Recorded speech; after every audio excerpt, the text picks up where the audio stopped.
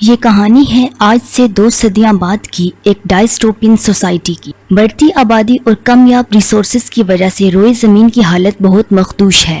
پانی کی زیادہ تر ذخائر آلودہ ہیں، خوراک جیسی بنیادی ضرورت کی چیز نایاب ہو کر رہ گئی ہے، جبکہ ہوا میں آکسیجن کا تناسب بھی خطرناک حد تک کم ہو گیا ہے۔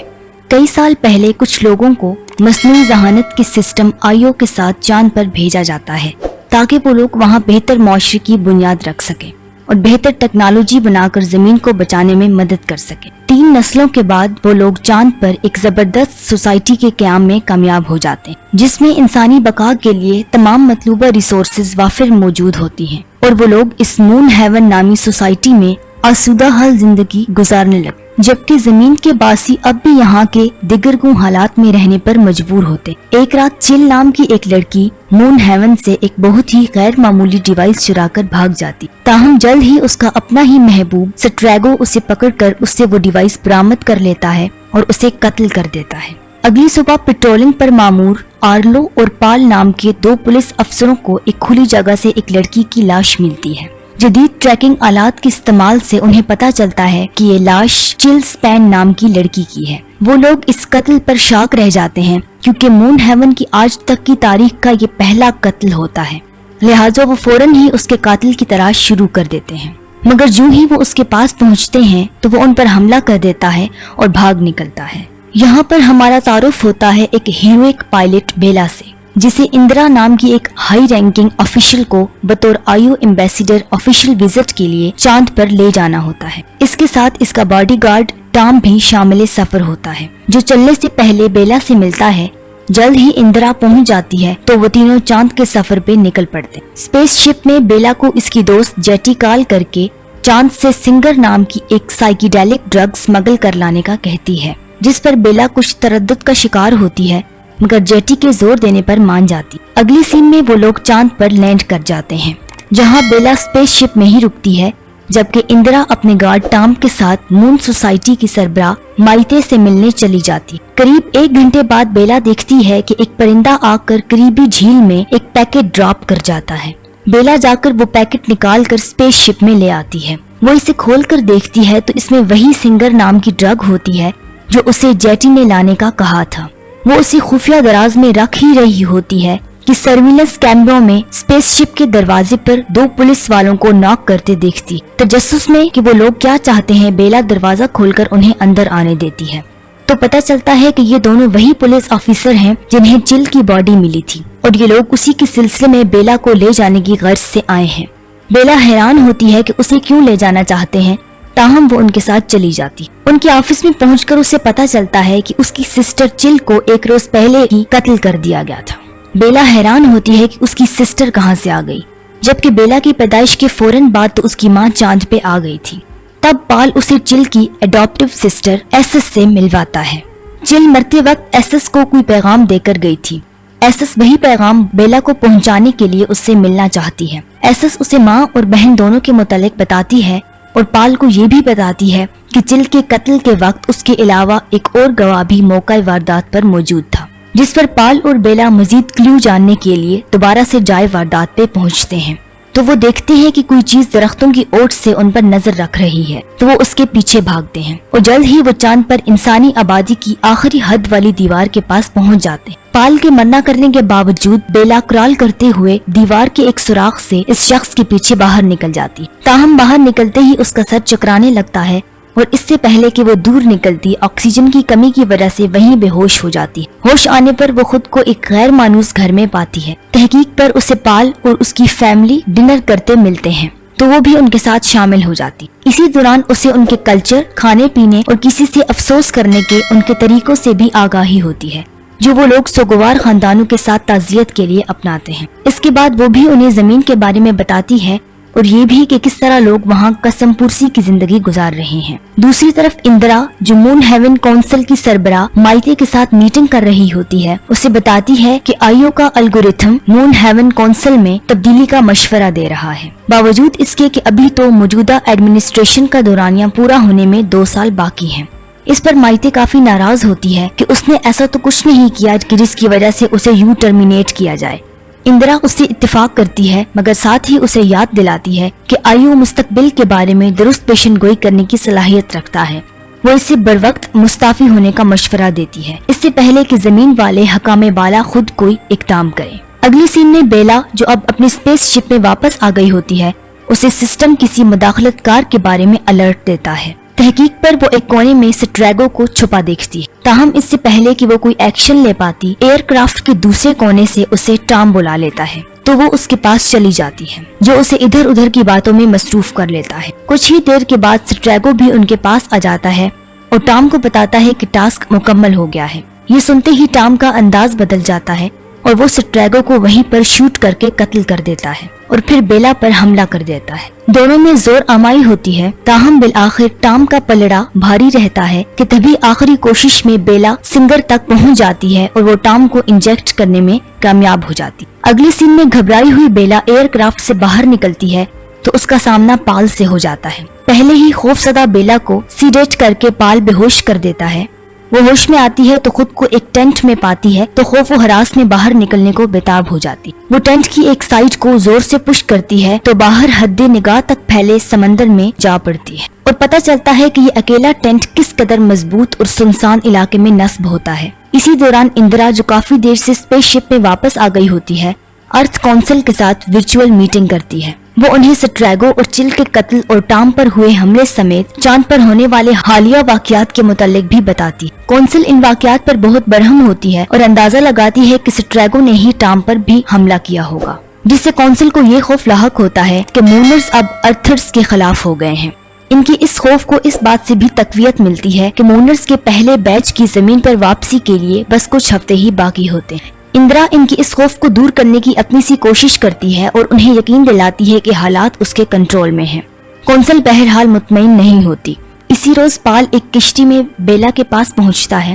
جو ہی وہ ٹینٹ میں داخل ہوتا ہے بیلا اس پر حملہ کر دیتی کیونکہ اس کے خیال میں وہ اسے نقصان پہنچانے آیا ہے، تاہم وہ وضاحت کرتا ہے کہ اسے وہاں صرف اس کی حفاظت کے لیے لایا ہے، جس پر بیلا کچھ پرسکون ہو جاتی ہے۔ پچھلی رات والے واقعات کی تفصیل کے بارے چونکہ پال کو معلوم نہیں تھا تو وہ اس سے ٹام اور سٹریگو کے بارے میں پوچھتا ہے۔ سرپرائزنگلی بیلا اس سے جھوٹ بولتی ہے کیونکہ اسے یہ خوف ہوتا ہے کہ کہیں پال کو پتہ ہی نہ چل جائے کہ سنگر وہ اسمگل کر رہی تھی، تو وہ اسے بتاتی ہے کہ ٹام کو سٹریگو نے وہ ڈرگ انجیکٹ کی تھی۔ پال کو اس کی کہانی مشکوک لگتی ہے، تاہم وہ فی الوقت اس پر یقین کر لیتا ہے اور جانے سے پہلے وہ اس سے بتاتا ہے کہ ٹام ابھی بھی زندہ ہے اور آیو سسٹم کی بدولت شپ پر بہتری کی طرف گامزن ہے۔ اسی دوران اندرا مائتے کے گھر جاتی ہے اور اسے سختی سے چارج چھوڑنے اور آیو کی چابیاں نیکسٹ کونسل چیئر کے حوالے کرنے کا کہتی ہے، تاہم مائتے جو یہ طاقتور کرسی نہ چھوڑنے کا تہیہ کیے ہوتی ہے اس کی درخواست مسترد کر دیتی ہے۔ دوسری طرف ہم دیکھتے ہیں کہ بیلا اس ٹینٹ سے کئی میٹر دور ایک دوسرے ٹینٹ میں پہنچ جاتی ہے، وہاں سے ایک کشتی چرا کر اس میں گھنٹہ ڈیڑھ کی مسافت کر کے کنارے پہنچ جاتی ہے۔ اسپیس شپ تک پہنچنے کے لیے وہ ادھر ادھر جنگل میں بھاگتی ہے مگر کوئی سراغ نہیں مل پاتا اور جلد ہی اسے مونرز گرفتار کر لیتے ہیں۔ اس کے بعد اسے سٹی اسٹیشن میں نیند کی سی حالت میں آئسولیٹ کر دیا جاتا ہے۔ پال جو اتفاقاً وہیں اسٹیشن پہ ہوتا ہے وہ جدید ٹیکنالوجی کے ذریعے اس کا مائنڈ سرچ کرتا ہے جس میں اسے اس کی زندگی کے کئی تجربات دیکھنے کو ملتے ہیں، خاص کر جنگ کا زمانہ جس میں وہ ملٹری پائلٹ ہوا کرتی تھی۔ تاہم وہ چونکہ اس طرح کی وائلنس دیکھنے کا عادی نہیں ہوتا اس لیے وہ اس فیلڈ کو بند کر دیتا ہے۔ اس کے بعد وہ اس کا کال ریکارڈ دیکھتا ہے جس میں اسے اس کی جیٹی کے ساتھ ہوئی بات چیت ملتی ہے تو اسے کنفرم ہو جاتا ہے کہ اسمگلر بیلا ہی ہے، تو وہ فوراً ہی اسے نیند کی حالت سے جگا کر تفصیلی تفتیش کے لیے لے آتا ہے۔ اس ناقابل تردید ثبوت کے سامنے بیلا کے پاس اسمگلنگ کے لیے ماننے کے سوا کوئی چارہ نہیں ہوتا، تاہم وہ اصرار کرتی ہے کہ ٹام کو سنگر اس نے انجیکٹ نہیں کی۔ بیلا کے اپنا جرم قبول کر لینے پر پال اسے اس کی قسمت کے فیصلے کے لیے مون کونسل کے پاس لے جاتا ہے۔ ٹرائل کے دوران ایک کونسل ممبر کا خیال ہوتا ہے کہ اسے پھر سے سلیپ لائک سٹیٹ میں سلا دینا چاہیے، جبکہ دوسرے کا مشورہ ہوتا ہے کہ اسے زمین پر واپس بھیج دینا چاہیے جہاں سے وہ آئی ہے۔ تاہم اس سے پہلے کہ وہ کسی فیصلے پر پہنچتے پال آگے بڑھتا ہے اور انہیں اس سب کے متعلق بتاتا ہے جو کچھ اس نے بیلا کی میموریز میں دیکھا تھا۔ وہ کہتا ہے کہ یہ ایک بروکن سول ہے اور انہیں یاد دلاتا ہے کہ مونرز کا کام اس کی جیسے سولز کو بچانا ہے۔ وہ مشورہ دیتا ہے کہ کونسل بیلا کو اس کی نگرانی میں رکھنے کی اجازت دے۔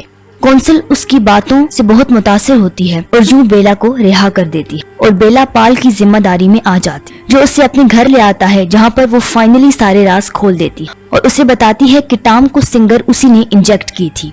ताहम वजाहत करती है कि ऐसा उसने सिर्फ सेल्फ डिफेंस में किया था। पाल इसकी रास्तगोई की तारीफ करता है और उसे लकड़ी का एक बॉक्स देता है जो उसकी सिस्टर चिल का था। उसमें उसकी माँ की कई सारी कलेक्शंस होती हैं, जिनमें एक अजीब सी शक्ल की प्रोजेक्शन डिवाइस भी होती है, जिसे ऑन करने पर उन्हें चिल की जानिब से पहले से रिकॉर्ड शुदा पैगाम मिलता है, जिसमें वो उन्हें वार्निंग देती है कि मूनर्स अर्थ को सेव करने का कोई इरादा नहीं रखते। वो ये भी कहती है कि ब्रिज जो मूनर्स के जमीन के सफर के लिए ट्रांसपोर्ट का जरिया है, महज एक ट्रैप है। ये पैगाम सुनकर तो वो दोनों हैरान बेयकीनी में प्रोजेक्शन को देखते रह जाते हैं। अगली सुबह पाल अपने कोलीग आर्लो के घर पहुंचता है और उसे चिल की बताई हुई खौफनाक वार्निंग के बारे में बताता है, जिस पर पाल दहशत ज़दा होता है। ताहम आर्लो उसे तसल्ली देता है और यकीन दिलाता है कि वो जल्द ही पूरा सच सामने ले आने में कामयाब हो जाएंगे।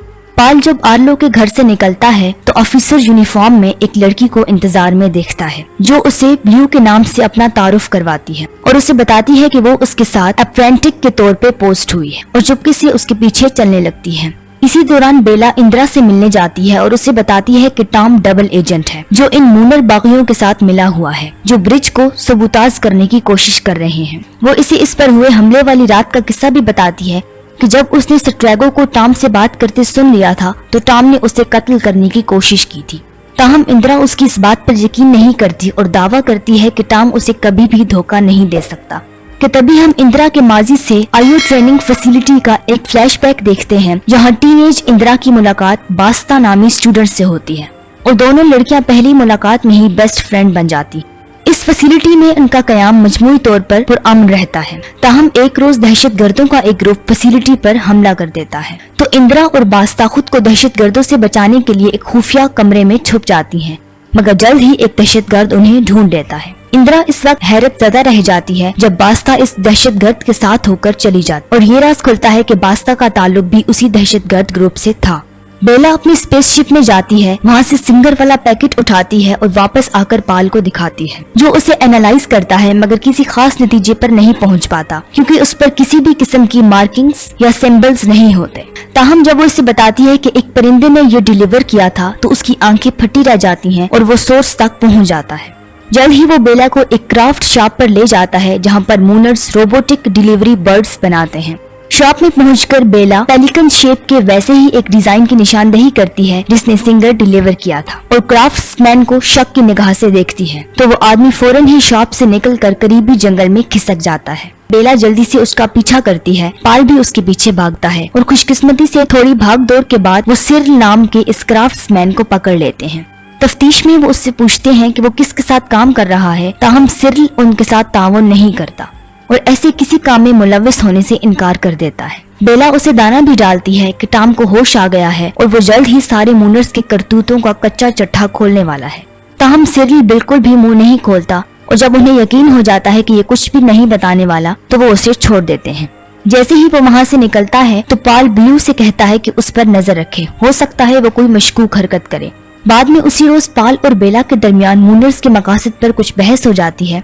बेला को यकीन होता है कि मूनर्स टॉम की मदद से ब्रिज को सबूताज करना चाहते हैं, क्योंकि जो जन्नत उन्होंने यहाँ बना ली है इसे वो अर्थ से दूर रखना चाहते हैं। मगर पाल जो अपने लोगों पे अंधा एतमाद करता है, उसे उनके ऐसा करने की कोई वजह नजर नहीं आती और वो कसम खाता है कि मूनर्स कभी भी ऐसा नहीं करेंगे। अगले सीन में माइती और इंदिरा आयु ऑथराइजेशन चैम्बर में दाखिल होती है। इस चैम्बर से बैरूनी एयरक्राफ्ट को मून हेवन में दाखिले की इजाजत दी जाती है। किसी भी फॉरेन एयरक्राफ्ट को इन दोनों लेडीज की ऑथराइजेशन दरकार होती है। दोनों की मुतफिका कंसेंट के बगैर कोई एयरक्राफ्ट मून हेवन में लैंड नहीं कर सकता। माइटी और इंदिरा मूनर्स के पहले बैच के अर्थ पर वापसी के लिए मुतवक्का एयरक्राफ्ट्स के लिए ऑथराइजेशन इनिशिएट करती हैं। ताहम ऑथराइजेशन की आखिरी स्टेज पर माइती अपना माइंड बदल लेती है और अपना कंसेंट वापस लेकर अमलन डैन की इजाजत कैंसिल कर देती और इंदिरा को कोई वजाहत दिए बगैर ही चैम्बर से बाहर निकल जाती। कंफ्यूज इंदिरा ये मामला अर्थ काउंसिल को रिपोर्ट करती है, जो इन हालात पर बहुत ज्यादा फिक्रमंद होते हैं, क्योंकि जमीन पर अब सब्र का पैमाना बस इसी उम्मीद पे टिमटिमा रहा होता है कि मूनर्स बस आने ही वाले हैं हमारे सियारे को भी रिकॉपरेट करने के लिए। अगले सीन में बेला, पाल और उसकी बेटी एलना जंगल में जा रहे होते हैं कि करीब से ही पाल को ब्लू की तरफ से डिस्ट्रेस सिग्नल मौसूल होता है। वो जल्दी से इस सिग्नल को ट्रेस करते हैं तो वो उन्हें झाड़ियों में पड़ी मिलती है। और उन्हें बताती है कि सिरिल ने उसे उसका पीछा करते देखकर कत्ल करने की कोशिश की है। ताहम उसने उसका मुकाबला किया और खुशकिस्मती से उसे पछाड़ने में कामयाब रही। वो लोग उसे उठने में मदद करते हैं और फिर सिरिल के कदमों के निशानात पे चलते एक गार में पहुंचते हैं, जहां उन पे ये राज खुलता है कि कुछ मूनर्स ने उनके इम्प्लांट्स वहां से रिमूव कर दिए हैं, जो दरअसल छोटे छोटे कंकरों की शक्ल के ट्रैकर्स थे, जिनसे आयु सिस्टम हर शख्स की मूवमेंट्स और एक्टिविटीज मॉनिटर करता है। यानी उन लोगों ने खुद को अनट्रेसेबल कर लिया था। ये ग्रुप गौर करता है कि आखिर उन लोगों ने ऐसा क्यों किया, तो इस नतीजे पे पहुंचता है कि सिरिल ने उन्हें बताया होगा कि टॉम सेहतियाब होने वाला है। इससे उन लोगों को ये अंदाजा होता है कि मूनर्स टॉम पे हमला करने का मंसूबा बना रहे हैं। तो बगैर वक्त जाया किए बेला और पाल फौरन टॉम की हिफाजत के लिए कुछ ऑफिसर्स लेकर इंदिरा के घर पहुंचते हैं, जहां टॉम अभी भी कोमा में होता है। अगली सुबह मास्क पहने एक मूनर घर के बाहर गार्ड पे मामूर एक अफसर पर हमला करके उसे बेहोश कर देता है, जबकि बाकी ग्रुप घात लगाने के लिए आहिस्ता आहिस्ता सारे घर को घेरे में ले लेता है और इसी के साथ ही ये किस्त खत्म हो जाती है।